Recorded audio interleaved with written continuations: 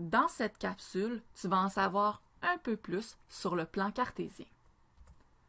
Qu'est-ce que c'est le plan cartésien? En fait, le plan cartésien, c'est un système de repérage qui permet de situer un objet, un lieu ou un point. C'est un peu comme une carte au trésor. Alors voici un plan cartésien. Je t'explique chaque partie du plan cartésien. Ici, on peut voir l'axe vertical. Il est en rouge. Ici, en bleu, on peut voir ce qu'on appelle l'axe horizontal. Et bien sûr, il y a un point que l'on doit situer. Chaque point est représenté par un couple de nombres. Pour trouver ce couple de nombres-là, voici ce qu'on doit faire. Premièrement, on regarde toujours en premier l'axe horizontal. Mon point, il est ici, donc je m'en vais en dessous sur l'axe horizontal et je vois que je suis sous le 3. Donc, le premier nombre que je vais devoir inscrire dans mon couple, c'est 3. Ensuite, je dois aller trouver où est-ce que je suis, mais sur l'axe vertical. Donc, de mon point, je me dirige vers l'axe vertical et c'est 4.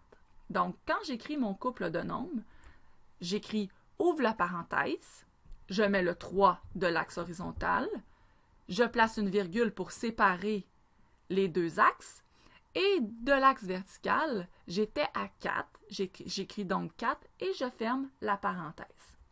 Ici, dans le coin, c'est le point de départ qu'on appelle le couple d'origine. Ce couple-là est situé à, ouvre la parenthèse, 0,0. Donc, c'est vraiment mon point de départ. Je vais maintenant te montrer comment trouver un couple de nombres lorsque sur le plan cartésien, il y a des objets. Donc, premier objet, je dois trouver son couple de nombres. Donc, je pars de mon objet, je descends toujours vers l'axe horizontal, je suis à 1. Je pars de mon objet, je me dirige vers l'axe vertical, je suis à 18. Donc, lorsque j'écris mon couple de nombres, je vais écrire, ouvre la parenthèse, 1 pour l'axe horizontal, virgule 18 pour l'axe vertical, et je n'oublie pas de fermer ma parenthèse. Deuxième objet, je fais exactement la même chose. Donc, je pars de mon objet, je me dirige vers l'axe horizontal 11, je reviens à mon objet, je me dirige vers l'axe vertical 14, donc j'écris mon couple de nombres, ouvre la parenthèse, 11,14, ferme la parenthèse.